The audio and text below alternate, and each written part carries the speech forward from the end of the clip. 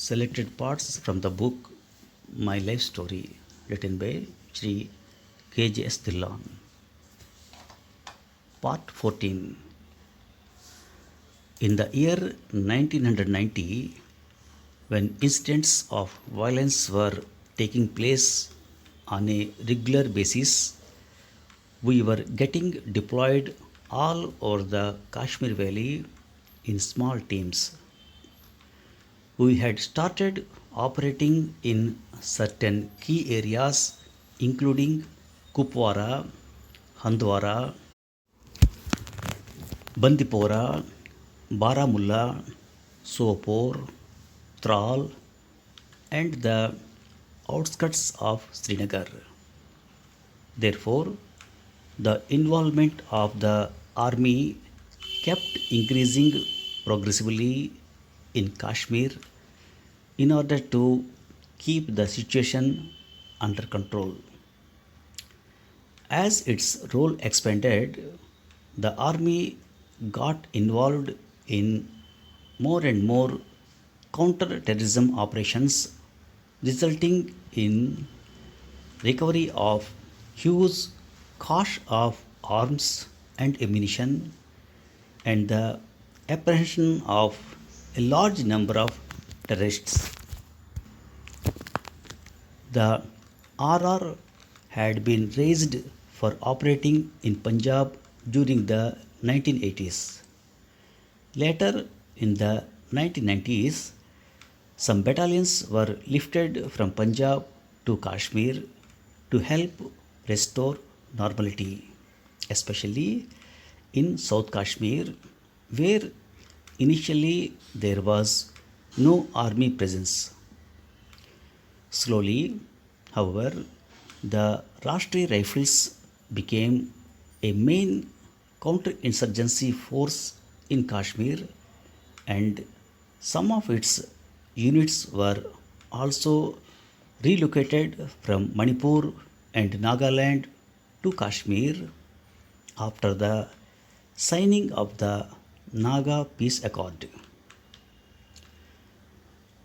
My first encounter with the terrorists was while we were patrolling in Bangas Valley in Kupwara district close to the LOC, one of the prominent infiltration routes for terrorists. The Bangas Valley is a vast grassland with flora and has two major grazing pastures called Big Bungas and Little Bungas, with their length running into several kilometers. These grasslands are covered on all sides by spurs jutting out from the Shamshabari mountain range, covered with a beautiful coniferous forest. Nomadic graziers, or bakarwalas as they are locally called, come to this area from the plains or the lower hill areas of Jammu along with their livestock during summers and return during winters due to heavy snow in this area. The log huts of these bakarwalas remain unoccupied in their absence and act as transitory housing facilities for the infiltrating terrorists. On my second or third such patrol to the Bangas, I was the patrol leader and we bumped into the terrorists resting in a hut in Bangas while they were infiltrating Kashmir. In fact, while we were moving as a patrol, they were hiding in a small hut. They had probably seen us coming, and just as we approached their hut, someone in the patrol urged me to halt close to their hiding place. The suggestion for a halt came because the area was a little open and not located in the thick of the jungle. The operations in the current scenario are virtually in complete contrast to those days because today the army patrol does not halt in an open area but chooses an area that is under forest cover to avoid being observed and becoming easy targets for terrorists. After we halted, my patrol second in command, the Subedar Sahib, ordered a member of the patrol to make tea for everyone. Hence, a few of the Jawans started scouting the area around to collect dry wood for a fire to make the tea. The terrorists probably thought that we were encircling their hideout, and in panic, they started firing at us from a distance way beyond the effective range of their weapons. We immediately returned fire, and a brief firefight ensued. Although there were no casualties on our side, the operation was an eye opener for us.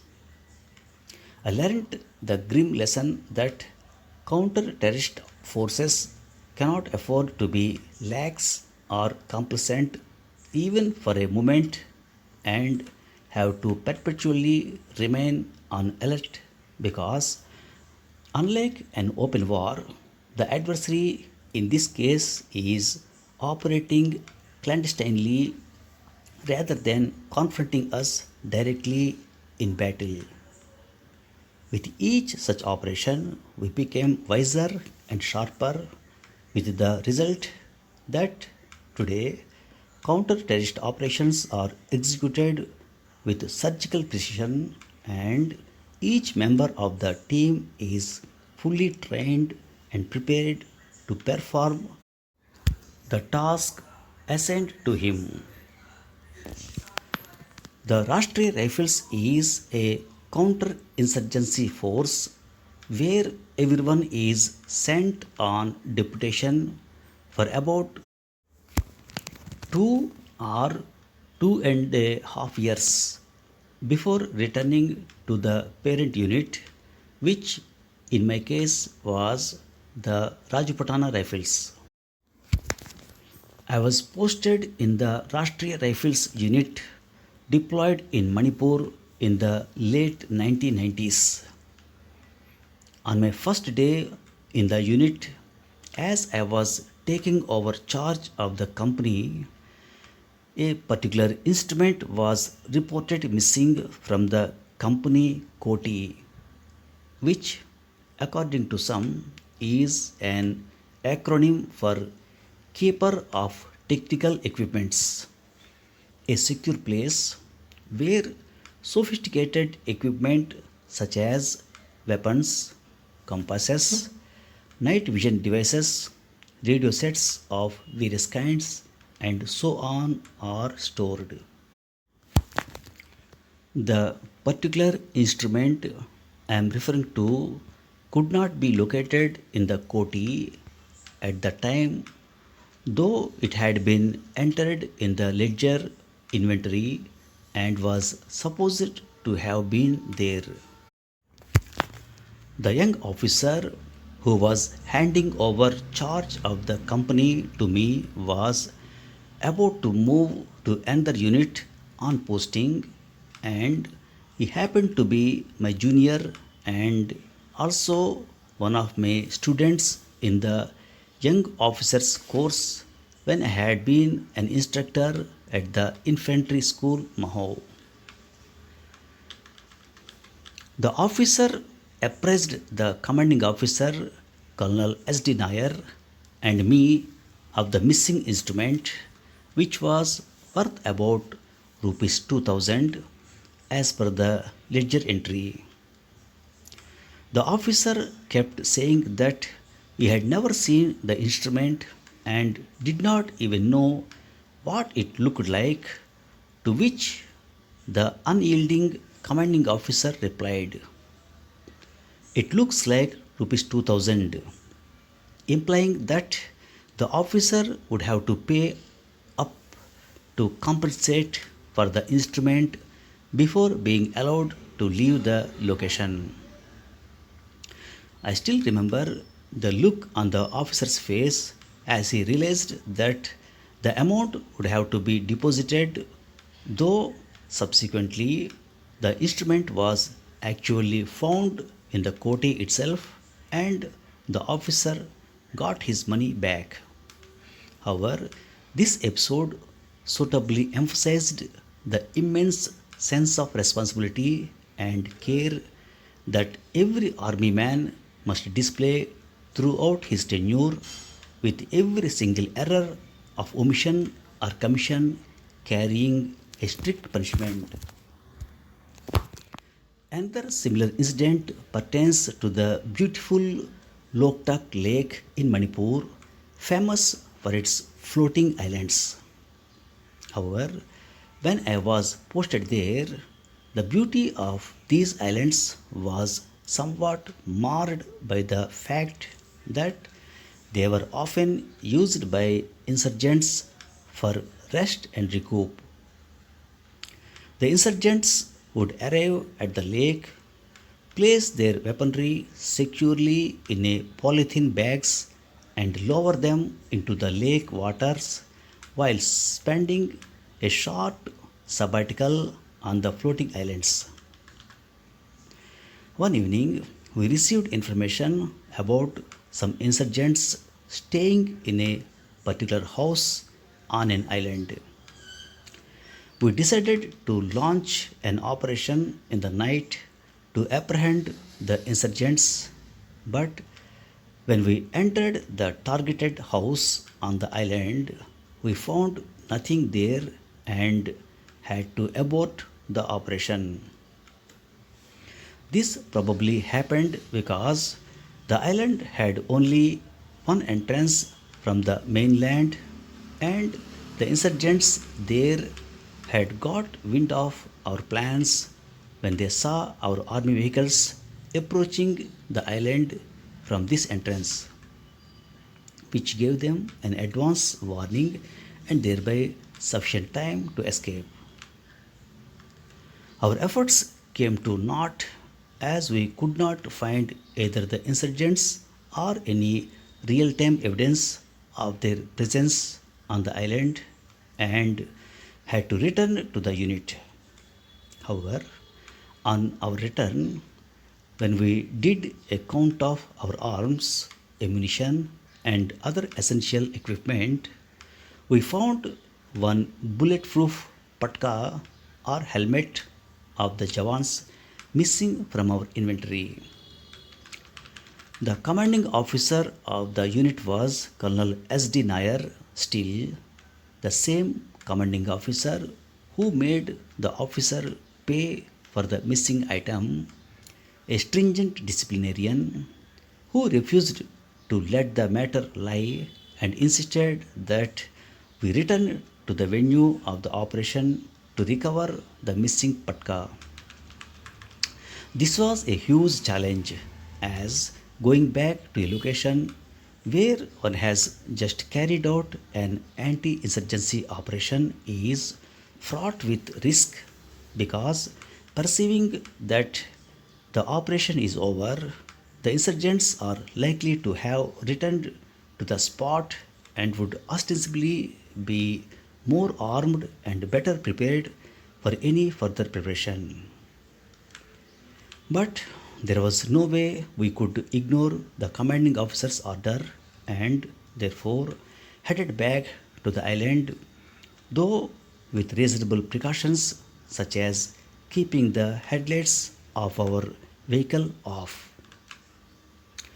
As luck would have it, the insurgents who had relocated to a safer place earlier during the night had now returned and they were present in the target house on the island. We found them nonchalantly having dinner at the dining table and swiftly moved in to apprehend them. Taken completely by surprise, they became an easy catch for us, and though we could not find the missing patka, we ended up with a successful operation. Thus, this operation, which had initially threatened to end up as a botched exercise due to both loss of equipment and the failure to apprehend the insurgents, instead became a successful one due to the insistence of the unit commander to adhere to the rules of engagement and not leave anything behind the site of the operation. Obviously, nothing succeeds like success. However, the more important lesson from this episode was reaffirmation of the ethos of the Indian Army, that is, the Indian Army never leaves anyone behind, not even our dead. This is the single most important principle that sets us apart from many other armies. A case in point is that of the Pakistan army, which during the Kargil war not only left the dead bodies of their soldiers on the heights recaptured by the Indian army, but also refused to own them and take their mortal remains back even when such an offer was made by the ethical Indian army. Later, the Indian army gave Pakistani soldiers a decent burial as per their religious beliefs and practices. My company was located in Churachandrapur district in South Manipur, about 40 odd kilometers away from the battalion headquarters.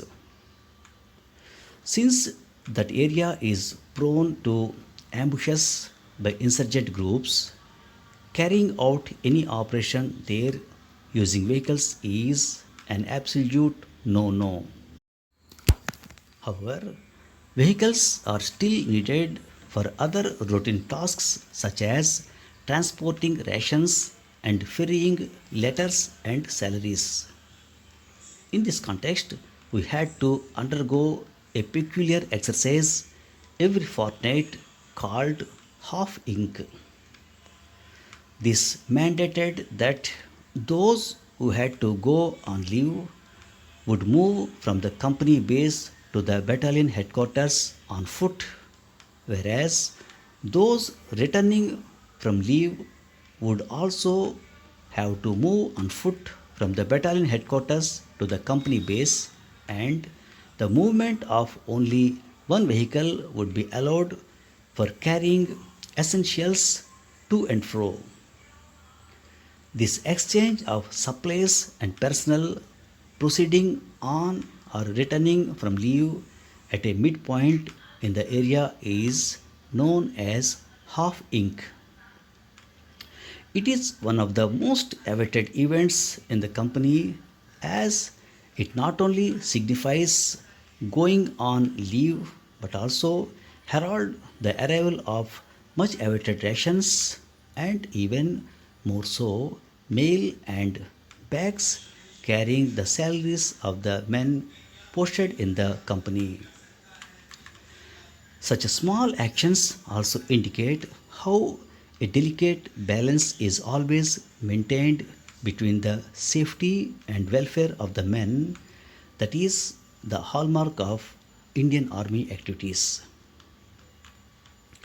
Coming back to family, a major operation was launched just 4 days before my wife's birthday when we received information about 30 odd heavily armed insurgents camping in a village in South Manipur in Churachandrapur district. I received a call from a commanding officer, Colonel S.D. Nair, at about 11 pm, conveying this critical piece of information about the presence of the insurgents in the particular village, which was notorious for being their regular haunt and which had at one time also been a training camp for insurgent groups. When the commanding officer asked me my plan, I suggested that since the village was located on a hilltop and also since sunrise in the eastern part of India occurs rather early, we would be deprived of the surprise element while approaching it. I recommended that I would approach the village with a small team while a number of other teams would lay ambushes all around the target village, covering the tracks leading down from the village to counter the insurgent running downhill. Hence, I approached the village with just 10 men, including myself, and carrying very light weapons. We had an exchange of fire during our approach as the insurgents could see us approaching and trained their guns on us. We returned the fire, but there were no casualties on either side. However, our post dog, which always accompanied and led the patrol, proved to be our savior that day. He was ahead, along with the scout leading the team, while I was right behind him, and the remaining 8 men in turn were following us. As we neared the village, this dog sensed something amiss and sat down at a location just a few meters from the village. Immediately, on cue from the dog, I gave the order to deploy. The insurgents who were observing us from their perch on top of the hill were waiting for us to come as close as possible and thereafter to open fire on us at an opportune moment. But when they saw us halt and deploy, they probably realized that we were going to encircle the village and they opened indiscriminate fire upon us with machine guns and grenade launchers to preclude our move. With relentless firing from their side, a bullet hit the dog's leg while the rest of us escaped unscathed.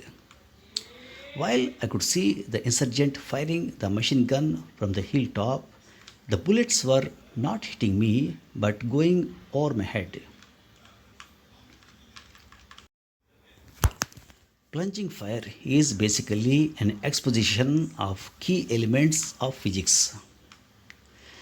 When a bullet leaves the barrel of the gun, it travels on a straight path up to a particular distance, after which it starts dipping down because the velocity declines due to various environmental factors as also the effect of gravity.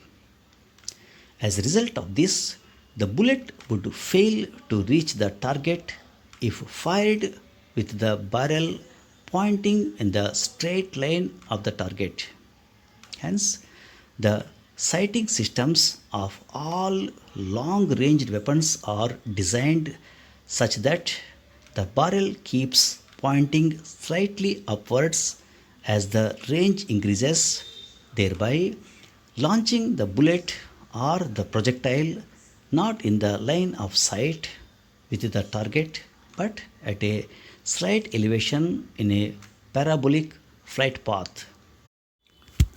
The weapon's sighting systems are thus designed to ensure that both the target and the person firing the weapon are at the same height. However, when the bullet is fired from a height, the force of gravity takes it downhill faster, thereby affecting its parabolic movement and often missing the target. I had been an instructor in the infantry school and had been teaching the concept of plunging fire in theory during the training to all my students. But that day, for the first time, I witnessed the practical application of plunging fire, and that too from the target end in a face to face encounter with insurgents. Interestingly, the latter ostensibly enjoyed an advantage over us because of their elevated location, but they became inadvertent victims of the rules of physics. I could see the man firing at me. He too could see me and was in a position of advantage vis-a-vis me. And yet his bullets did not hit me because the plunging fire made him miss his target and the bullets whizzed past above my head. It was clear that there is a world of difference between theory and practice, and the proof was right there in front of my eyes. The lesson about the principle of plunging fire has since been deeply ingrained in me and has also become an intrinsic part of both our training and last minute briefings while preparing for any operation in the mountains. As they say in the army, the more you sweat in peace, the less you bleed in war. That is, if you train hard and train well, you will suffer fewer casualties in war. This adage was proved without a doubt on that fateful day atop the Manipuri hillock. During this encounter with the insurgents on the hilltop, which lasted for about 10 minutes, we had to fire indirectly as they were above us and difficult to target from downhill. We fired what is called a 2-inch mortar, which is technically a short, smooth bore weapon used for firing high explosive bombs at a high angle that burst on impact. Unable to face our mortar assault, the insurgents fled from their position.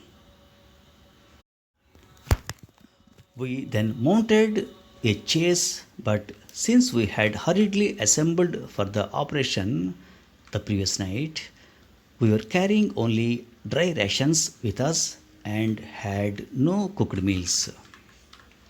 The insurgents ran along the ridge line towards the south, whereas we had anticipated that they would run downhill and had accordingly positioned our ambushes. My small team doggedly continued the chase along the ridge, but soon ran out of water, and all possibility of getting cooked food receded in the absence of water. Even the water springs that could be used for refilling our empty water containers were located downhill while we were running along the ridge. The chase continued through the night, and the next morning we were pleasantly surprised to see a helicopter overhead with our commanding officer, Colonel S.D. Nair, hanging out, firing from the air with a machine gun, successfully neutralized 4 insurgents whom he could spot from his aerial position in the helicopter. The chase continued, and by this time we had not eaten for more than 36 hours, with access only to the dry rations that we were carrying in our backpacks. Since dry rations mainly comprise sugar, tea leaves, potatoes, and dates, they cannot be consumed unless cooked. As an aside, I must reveal here that since the troops of the Rashtriya Rifles are overly fond of meetha, that is sweets, when taking off on an operation, In order to prevent the Jawans from consuming all the sugar on the way, we premix the sugar with the tea leaves, an ingenious way of combating their incorrigible sweet tooth. Meanwhile, the operation in Churachandpur district was still not over.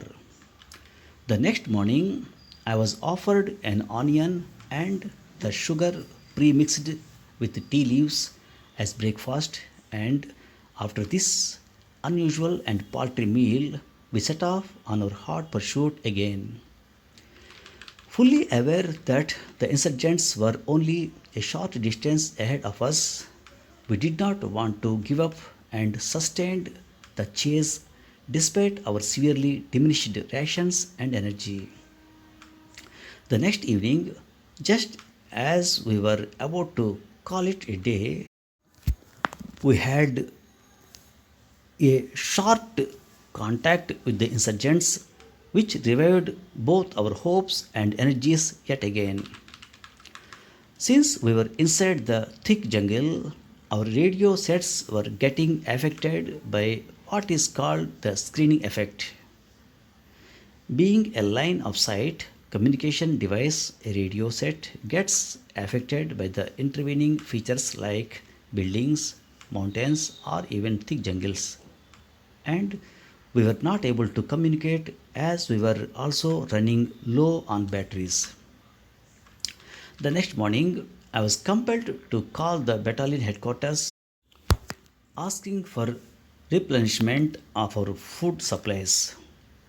I could get through the headquarters only by climbing a hill to revive the radio connection, and the call at the battalion was received by Major Anil Kumar Suri, aka Goofy, an officer from 4 Rajpatan Rifles, also on deputation to Rashtriya Rifles along with me. Having lost all communication with us for the last 36 hours, he was intensely worried about our team and asked me to clearly specify our location so that he could send food supplies. My immediate response was, "Sir, rations can come later. What is critical at this point is that the wife of a Jawan who is accompanying me on this operation was critical and admitted to a hospital at his native place. So, can you please check about her condition and convey all okay? And also, please convey to her that her husband is all right." On a personal note, I said, "My wife's birthday is approaching, and can you please call on the STD line and wish her from my side?" Thus, even in such dire situations, facing death in hostile locales and deprived of food and water, we still always have thoughts for our families. In fact, we often used to go on an area familiarization patrol with Churachandpur as one of their intermediate points to call up home on the STD lines so that the Jawans could talk to their family members. In those days, this was the only way of keeping in touch with our families. Coming back to the seemingly endless operation in the jungles of South Manipur, except for a few morsels, we had not eaten for the last 3 days. On the fourth day, we met a group of woodcutters who were carrying some food.